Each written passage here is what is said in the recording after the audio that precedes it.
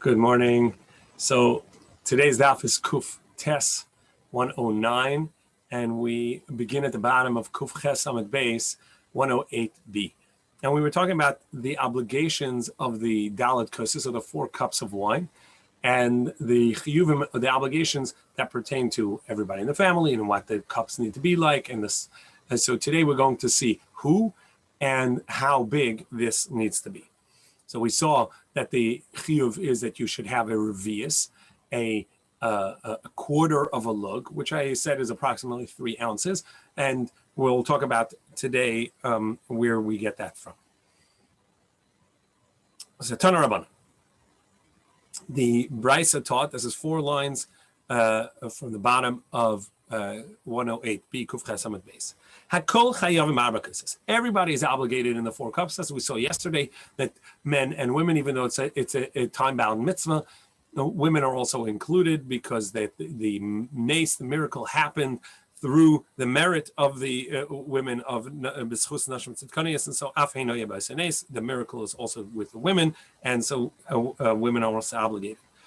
Echad hanashim, so both men, echad nashim, women, and even children are obligated in the 4 cups of wine. What gain is there for children in 4 cups of wine? Now, the Rashbam says, after all, they're exempt from mitzvahs. So not really what gain is there, but why would we obligate them? They're exempt to mitzvahs. And really, that's a hard question to ask, because we know that we have a mitzvah of chinuch, a mitzvah of training children in mitzvahs, and we have children do mitzvahs all the time. But to take this one step further, why would we train them in a mitzvah of cherus, of freedom and redemption, when this is not something that gives them that sense of freedom and redemption, because they don't drink wine? So this is not going to assist them in that sense of the mitzvah. So what gain is there? So the Gemara says, Ella mechalka lehem. So rather what we do is we give them treats, kaloyos ve'egozin, toasted wheat berries, which was a treat, ve'egozim, and nuts, which was a form of treats, toasted nuts for them. Erev Pesach, in the evening of Pesach, and now we're on Kuf Tes Amud Aleph 109a at the top, on the top line. Erev Pesach Kadei Shelo Yishnu, so that they not fall asleep. V'yishalu, and that they would ask questions, so we keep them awake. And as we'll see, there are many things we do in order to engage the children in the rhetoric, in the questions and answers of telling the story. We entice them to ask, why is this night different? And we do things differently so that they look at it like, this is a different thing. This is odd. Why are we doing this? So we keep them awake by giving them treats and getting them to ask questions. Amra alav Rabbi Akiva. It is said about Rabbi Akiva, and indeed it was said about Rabbi Akiva that he would give out treats to the children, toasted oats and toasted wheat berries and toasted nuts. And of course, these would not be chametz, because they took the wheat berries without any water on it and toasted it, and so it would not be chametz. And toasted nuts, they would give it to, and these would be the treats, as in order for the children to remain awake, and so that they are engaged in the questions and answers. Tanya Rabbi Eliezer Reimer.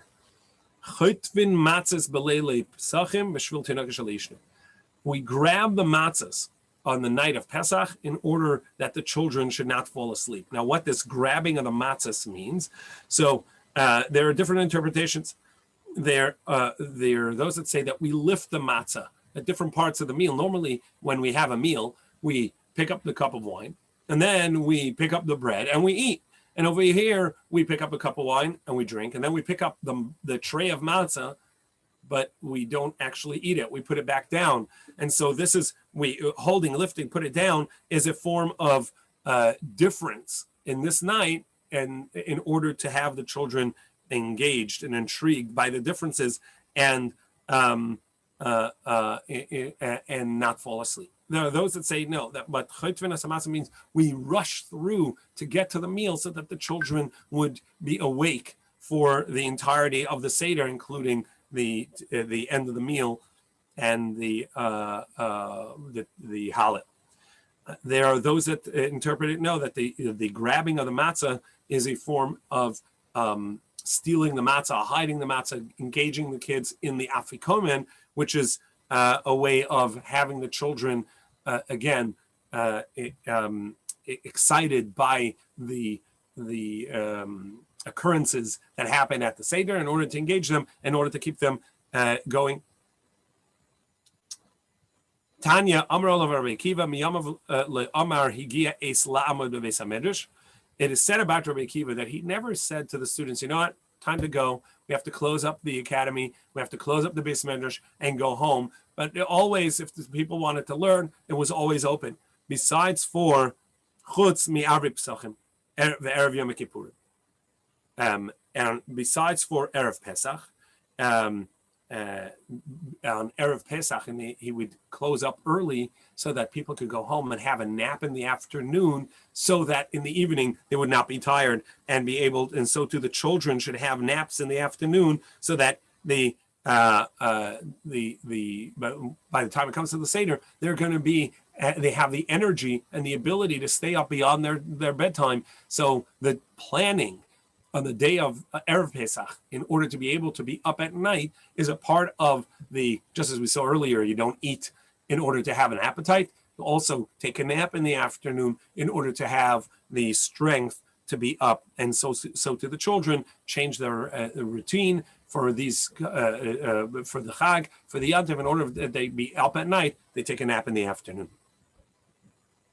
Also, an Erev Yom Kippur of Erev Pesach b'shvil tinuk shel yishnu, an Erev Pesach, so that the children not fall asleep.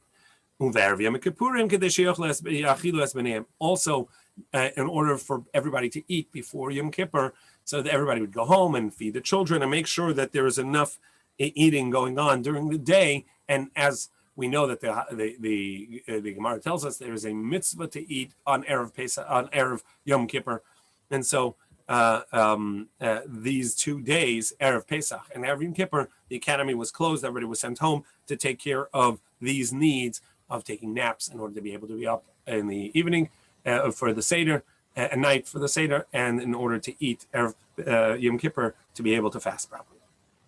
Tana Rabbana, the Brisa taught, Chayiv Adam l'sameach banav ubnei beisa b'regel. The obligation of Simcha and Yantiv, Vayisa'ach Sameach, V'samachta b'chagecha, the Torah says that you shall be joyous, you should have a happiness on Yantiv.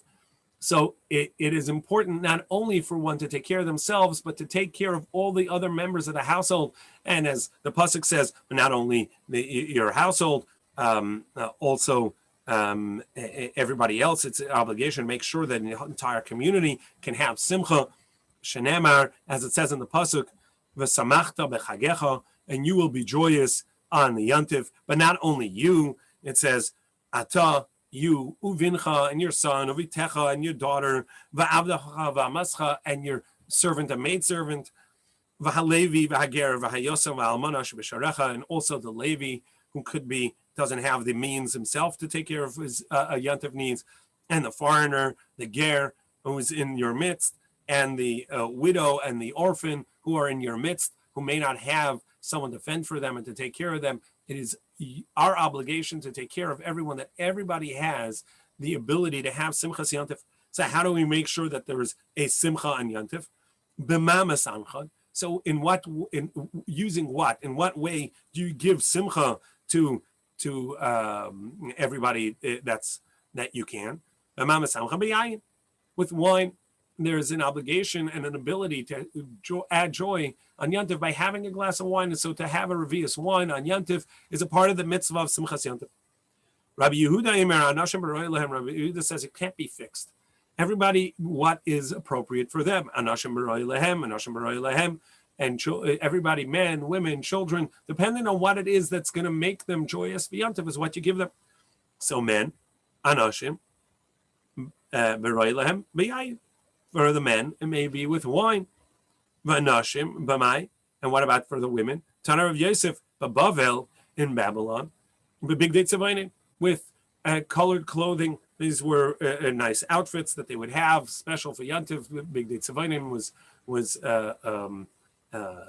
particularly colorful clothing that were dyed, as opposed to just a plain white linens. These were nice and comfortable clothing. Eretz Yisrael, big day pishton, meguhatzin, and in Eretz Yisrael, where they would mainly have flax and not dyed wool, so there it would be nicely smoothed out and cleaned, freshly cleaned, laundered. And the idea is that each person, you get them something special for Yantiv that would give them an additional joy on Yantiv when they have, whether they're eating it or drinking it or wearing it, whatever it may be. In the times that the Beis Hamikdash was standing, so then the simcha would be exclusively with the meat of the korban. At Shenamar, as it says, you will bring the shlamim offering and you will eat it over there and you'll be joyous before Hashem, your God. So we see that the form of the simcha would come through the festive meal, and that would be through the chagiga offering, the chag offering, the shlamim that was brought specifically to bring the joy of Yantif. But now that we don't have the Beis Hamikdash standing, that we can only do it with wine. Shenemar, as it says, wine gladdens, it brings joy and happiness to the hearts of a human.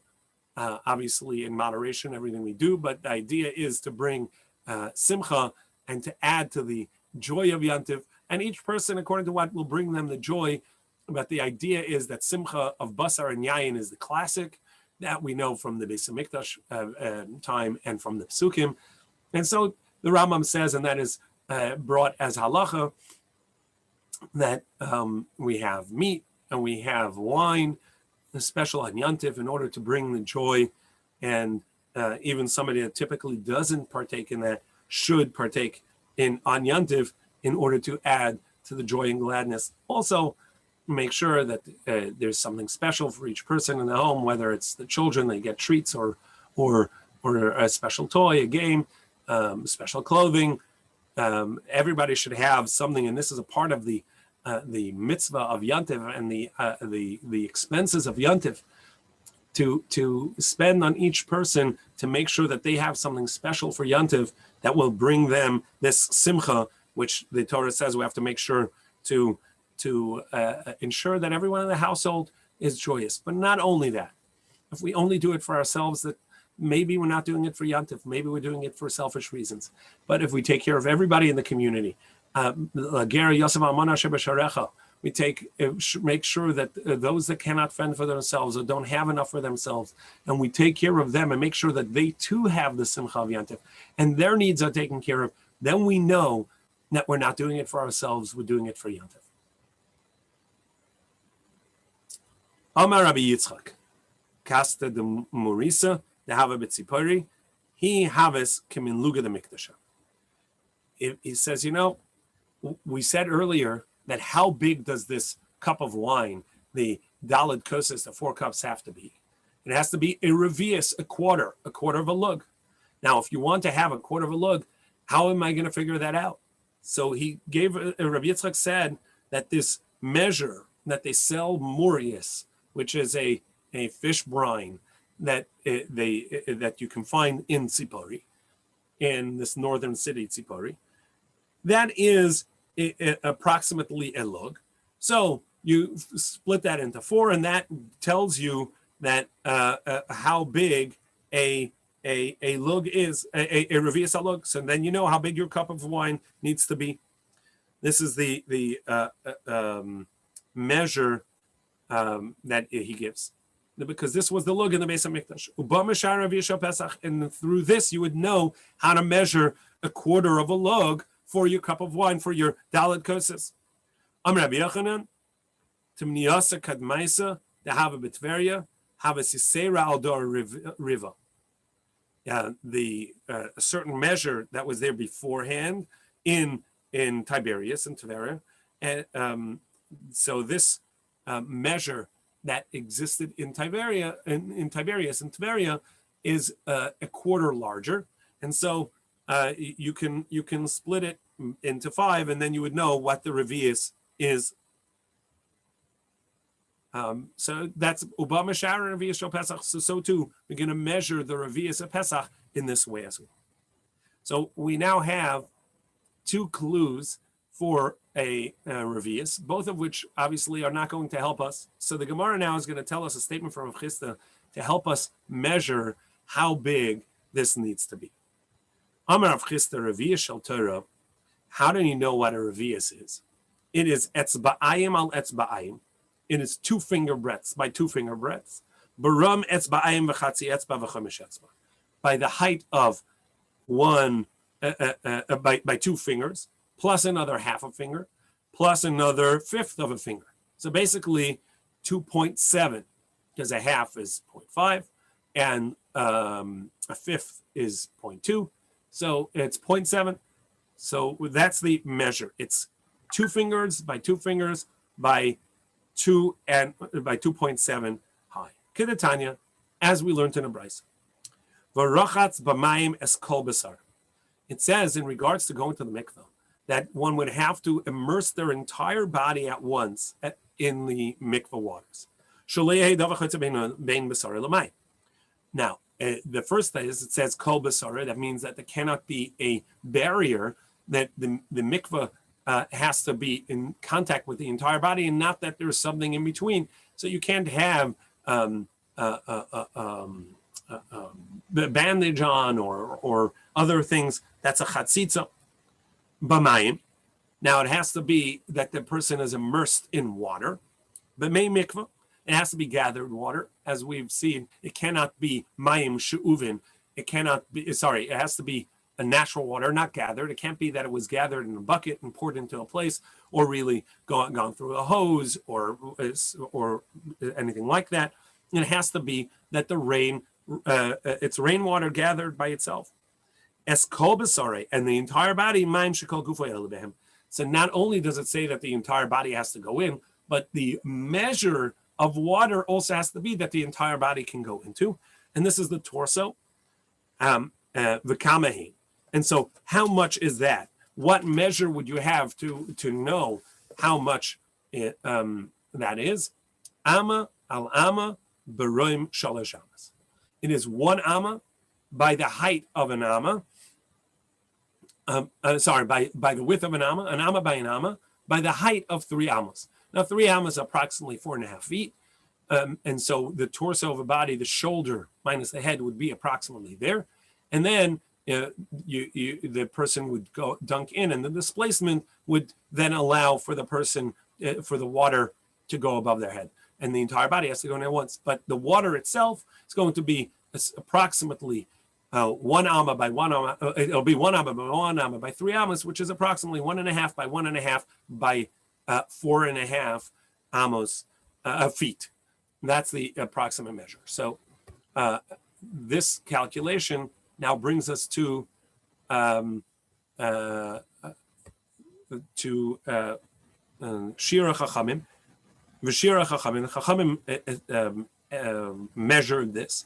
Shir Meimik Var B'Himsal. That this measure of 1 by 1 by 3 amos, which is 3 cubic amos, is actually going to equal 40 sel. It equals 40 sel. Now, each amma equals 6 tefachim, and each tefach equals 4 etzbos, because there are 4 fingers, 4 etzbos in a tefach in a fist, and there are 6 fists tefach in each amma. That means each amma is 24 etzba. Each amma is 24 finger breadths. So really what we said is it's 24 fingers by 24 fingers by 3 times 24, which is 72 fingers high. So we now have a measure of the finger breadths, which is 24 by 24 by 72, which that will equal 40 sel. Now, how much is a sel? Each saw is 6 kav. Each kav is 4 lug, which means that you have 24 lug in a sa. Each lug is 6 beitza. That means you have 24. You have 24 lug in a sa, and each lug is 6 beitza. So for that, you're going to have 144 as your amount of eggs in a sa. Okay, so these are the measurements and the denominations as they break down.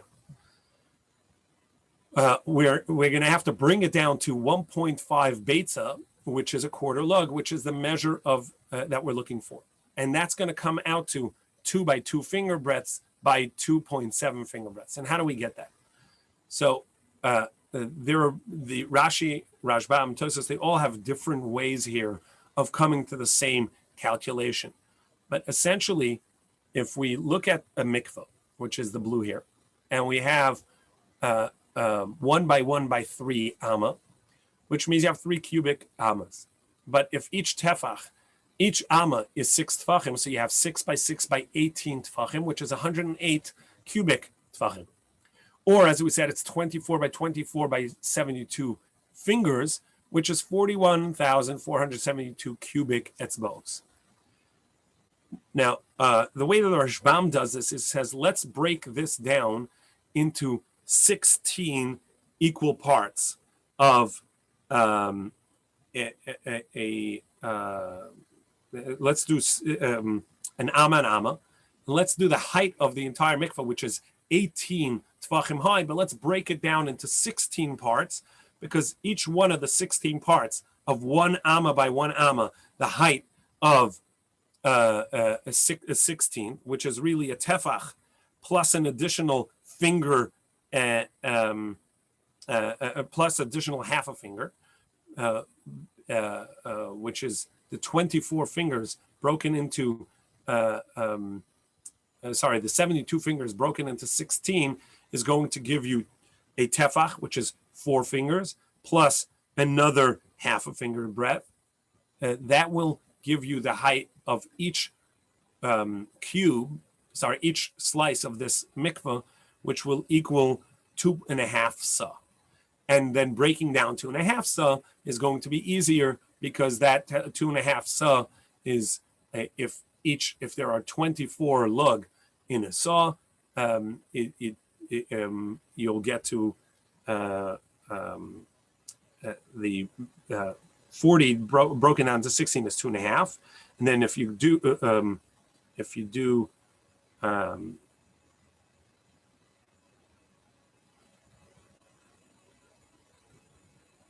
so how many fifths of an etzba? So if we're going to divide that into fifths, we're going to have 22.5 fifths of a finger breadth.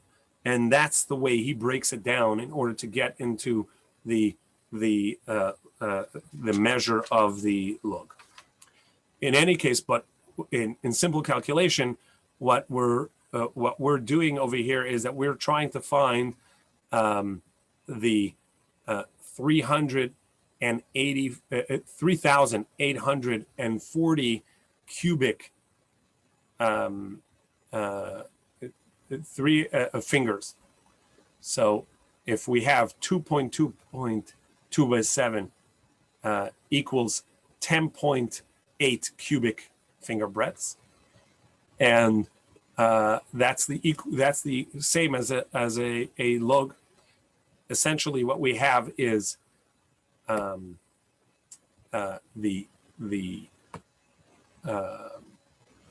measure for the sa equals 960 log, because we have each sa is 24 log, and in the measure of the height of the mikvah, we have 40 sa. So 40 times 24 is going to be 960 log.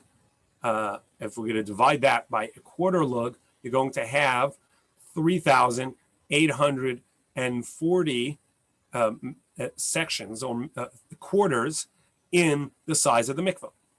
And if we look at 2 by 2 by 2.7, which is 8.10 finger breadths, and we need to, those are cubic fingers, and we said that the entirety of the mikvah is 41,472 cubic fingers. So if we divide 10.8, which is what the measure, the Gemara tells us, 2 by 2 by 2.7 fingers, which is 10.8 cubic fingers, and we divide the entirety of the mikvah, which is 41,472 cubic fingers, by 10.8, again, it reaches 3,840. So the measure of the division of the mikvah in its space and in its liquid weight will equal a quarter of a lug equals 3,840th of the totality of 40 sa, as well as 2.2.7 finger breadths, which is 10.8 cubic fingers, finger breadths, which also is one of 3,840 of the totality of the mikvah size. So again, there are various ways of coming to this calculation in Rashi and Tosfos and the Rashbam. What we just did is we multiplied it into their cubes and then divided it into their parts. And both a quarter of a lug out of the 40 sa is one part of 3,840, and the 2.7 finger breadths, which is 10.8 cubic finger breadths, is also a one part in 3,840 of the height of the mikvah. That's this calculation here on this diagram. There are many other diagrams for this daf. If you're looking at an art scroll, I'm sure they have multiple other options for this as well. So we now have the measure of a revius. In order to get that, you have 2 by 2 finger breadths, which is about 4 centimeters by 4 centimeters, by 2.7, which is going to be about 5 centimeters. So that's the measure, in the calculation that the poskim do puts it somewhere around 3 ounces. Rabbi Yonasan Shaiv has it at 2.7. Rav Moshe Feinstein, I think, had it at 3.1. There are various calculations, but approximately 3 ounces is the measure for revius. Now, there is an opinion that says that it's almost double that, based on the assumption that the hands and egg sizes changed, and that when they change, even though that the halacha attached these measurements to the particular items, nevertheless it would go not based on our common eggs or our common finger breadths, but based on theirs back when, which is a question. But there is an opinion that says that it's almost double in size. But halachically, classically, the accepted halacha and the classic halacha is to follow that it's approximately 3 ounces. For some Torah obligations, or for when being strict, if somebody wants to be strict, so then they can go to 4.5 ounces or even 5 ounces if they want to fulfill all opinions. But the accepted classic halacha is about 3 ounces. Amar Rav Ashi, Amali Ravim Bar Chinana. So Rav Ashi said, based on this, that the mikveh itself is 1 amma by 1 amma, 3 ammas high. So Rav Chinana argued, Ravim Bar Chinana argued that the table in the Beis HaMikdash, the Shulchan Shel Mikdash, which was 1 amma, would have had to have come apart. Shel Prakim Hava must have come apart. Because if you tell me it was actually attached, that it was actually attached, how would you fit something that's an amma into a mikveh that's an amma? So Gemara says, my kushya, what kind of question is that? Dilma b'yam she'asa shleima have a matvel. Who tells you have a matvel? Who tells you the mikveh has to be? That's the minimum size. But we find in the Beis Hamikdash that Shlomo HaMelech made this enormous pool, the pool of Shlomo HaMelech, the which was essentially a moving sea, right? There was this huge pool, was on a crank and on tracks, and they would have overnight. It would go into the underground to attach to the waters of the stream, essentially. But it was this huge pool. It wasn't a small pool. It wasn't a small mikvah, and that was a halachic mikvah. So we see that the halachic mikvah does not need to be. Anyhow, the pool of Shlomo was this big pool, and it was a halachic mikveh, and it was much larger than just one amma by one amma. So that's what they would dunk it into. Dilma b'yam she'asa shlomo have a matbelei. The Tana b'chi yam she'asa shlomo machzik 150 mikveh tahara. In fact, it was the size of 150 mikvahs, which is enormous. So that's the end of the measure of how big the 4 cups have to be. Minimally, approximately 3 ounces, a revius, and those that follow the strict opinion would do 4.5 or 5 ounces. It says in the Mishnah that you should not have less than 4 cups. 4 cups of wine is the idea, is the mitzvah. Now, the Gemara is going to introduce to us a concept of shadim, a concept of spiritual beings that can hurt a person. And the Maral explains that this concept is based on, which we're going to see, something called zugos. Zugos is not to do things in pairs, because when you do something in a pair, like having 2 cups of wine, or 4 cups of wine, or 6 cups of wine, etc., what you're essentially doing is the antithesis of the oneness of Hashem. And shadim is the idea that you can detach spirituality from its source. And when people do that or try to do that, that is destructive on a spiritual sense. And it's splitting atoms that is dangerous. It's splitting the oneness of the kedusha, of the holiness of the world. And so the Gemara is going to ask if that's true, that you shouldn't have pairs, 2 sets of 2, because that is a splitting of the oneness and brings a breakdown in the kedusha and could be harmful to a person. Well, then how could the Chachamim enact drinking 4 cups of wine? 4 cups is zugos. Others ask, what about the Lechem Mishnah, the eating 2 breads, which the Chachamim enacted as well for Shabbos? So actually there's no mitzvah to cut both breads, only to eat one, but to hold 2 breads, to make the bracha on 2 breads and only eat 1. But here the mitzvah is to drink 4 cups. So the Gemara asks, Heichem metakni Rabbanan, how could the Rabbanan have enacted midi de asibali de sakana, something that can cause a danger to a person? Patanya, have we not learned? La yochel adam trei, a person should not eat 2 of something because of zugos. V'le yishta trei, and a person should not drink 2 of something. V'le kaneach trei, and just as you don't eat and you don't drink. Also, kinuach, which is the term for cleaning themselves in the bathroom, and they would have stones that they would use. They didn't have 2-ply or 3-ply toilet paper, right? So don't use 2. Don't do it in pairs. The